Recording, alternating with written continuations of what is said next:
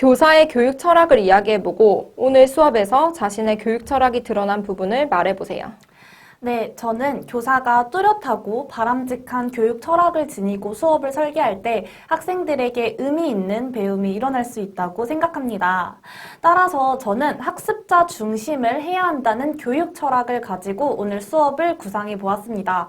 지식의 양적 팽창 시대에서 교사 중심 수업은 한계가 있다고 생각합니다. 단편적인 지식을 무조건 암기하는 것보다 학생 주도로 필요한 지식을 찾고 재구성할 수 있는 능력을 키우는 것이 교육의 궁극적인 목표라고 생각하기 때문에 학습자 중심의 수업은 중요하다고 생각합니다.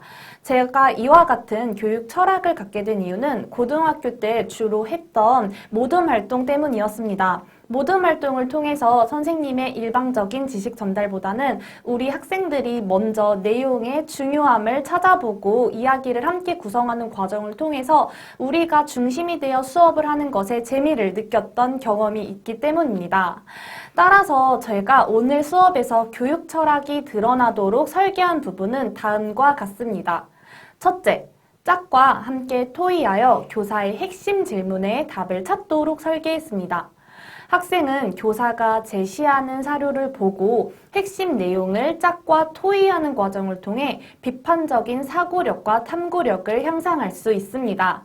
따라서 저는 오늘 사료를 학생들에게 먼저 제시하고 10분의 시간을 제공했습니다.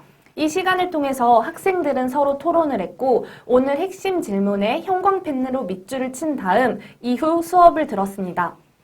이를 통해서 학생들은 오늘의 수업의 핵심이 무엇인지, 수업 목표가 무엇인지를 직접 파악할 수 있었다고 생각합니다.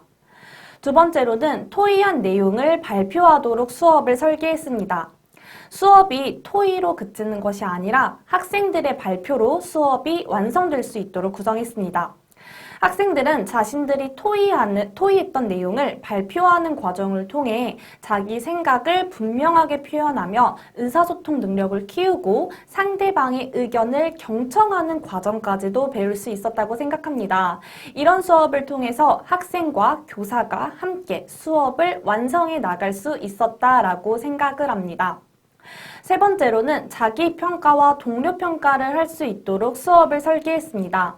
평가란 교사가 중점적으로 하는 것이 아닌 학생들이 직접 하는 것이라는 것을 알려주고 싶었습니다. 따라서 자기평가를 통해 새롭게 배우고 느낀 점을 정리할 수 있도록 했고 동료평가를 통해 동료 학생들에게 배울 점과 이를 통해 내가 스스로 개선할 점을 정리하여 바람직한 태도와 자세 및 상호작용 방식을 배울 수 있도록 했습니다. 이처럼 수업의 마무리인 평가까지 학생 중심으로 이루어질 수 있도록 수업을 구상했습니다. 저는 학생 주도적으로 탐구하는 수업을 설계하는 것이 학생 스스로 미래 사회에 필요한 역량을 기르는 데 도움을 줄 것이라고 생각합니다. 이상입니다. 오늘 수업의 전개 과정에서 학생의 성장과 배움에 가장 의미가 있었다고 생각하는 상호작용을 말하고 이를 통해 학생은 무엇을 배울 수 있었는지 말해보세요. 이번 질문 답변하겠습니다. 수업에서 상호작용이 활발하게 일어난다면 학생은 자기 견해를 분명하게 표현하고 타인과 협력하여 효과적으로 의사소통할 수 있는 능력을 기를 수 있다고 생각합니다. 저는 이 부분을 중시하기 때문에 오늘 수업에서는 다음과 같은 상호작용을 나타났습니다. 첫 번째, 먼저 교사와 학생 사이에 의미 있는 상호작용이 일어났습니다. 수업이란 교사와 학생이 같이 만들어 나가며 함께 성장하는 것이라고 생각합니다. 학생을 가르치는 대상으로만 보는 것이 아니라 수업에서 함께 배우는 자세가 필요하다고 생각했습니다. 따라서 저는 오늘 학생에게 질문한 뒤 충분히 생각할 시간을 주는 과정에서 상호작용을 일어났다고 생각합니다. 이를 통해 학생들은 충분한 시간을 가지고 생각하는 법을 배울 수 있었고 교사는 학생들에게 생각할 수 있는 시간을 주는 것이 얼마나 중요한 것인지를 배울 수 있었습니다. 두 번째, 또 학생 간에 의미 있는 상호작용이 일어났습니다. 그 부분은 다음과 같습니다. 첫째, 짝과 토의하며 핵심 질문에 답을 찾아가는 과정에서 학생들 간에 의미 있는 상호작용이 일어났습니다. 이를 통해 학생들은 혼자서는 어렵지만 함께 탐구하여 문제를 해결할 수 있음을 배웠습니다. 오늘 수업에서도 학생들이 선생님이 제시한 사료의 핵심 질문을 체크하는 과정들을 통해서 서로의 배움을 나누는 상호작용이 발생했다고 생각합니다. 두 번째로 저는 저만의 독특한 동료 평가 프로그램인 너 나눔 프로그램을 구성했습니다. 너와 나의 생각 나눔이라는 프로그램을 통해서 학생들이 습득한 배움을 서로 나눌 기회와 시간을 제공했습니다. 오늘 수업에서도 스스로 느낀 점, 배운 점, 알게 된 점을 함께 나누는 시간을 제공했습니다.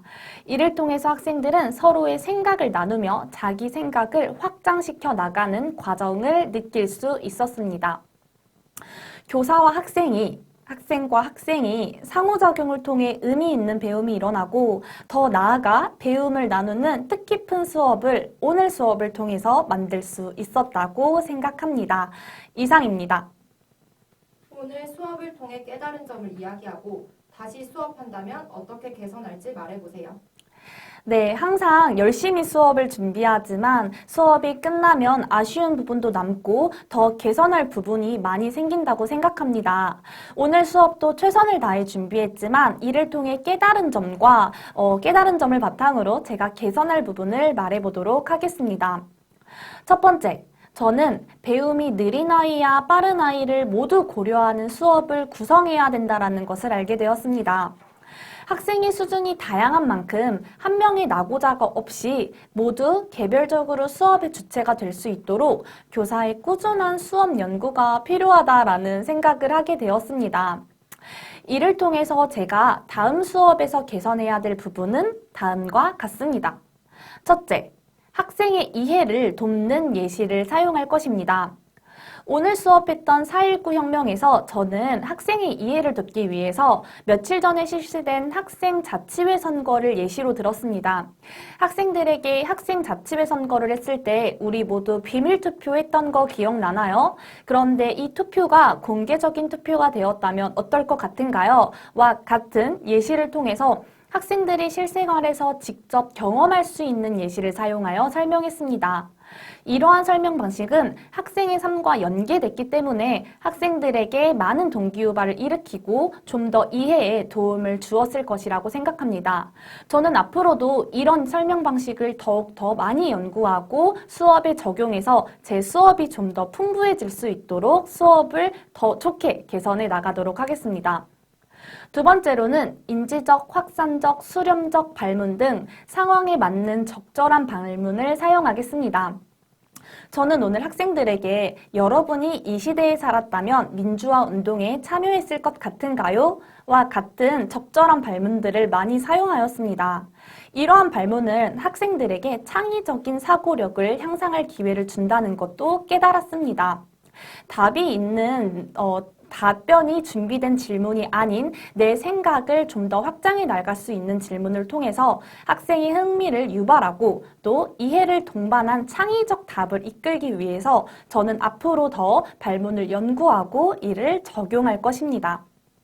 세 번째로 어려운 학습 내용을 학생들의 수준에 맞도록 교육과정을 재구성하여 다시 한번 전달할 것입니다. 아무리 학생 중심의 수업을 하고 풍부한 수업을 준비하더라도 학생들이 학습 내용 자체를 제대로 이해하지 못하고 있다면 수업이 원활하게 이루어지지 못한다고 생각합니다.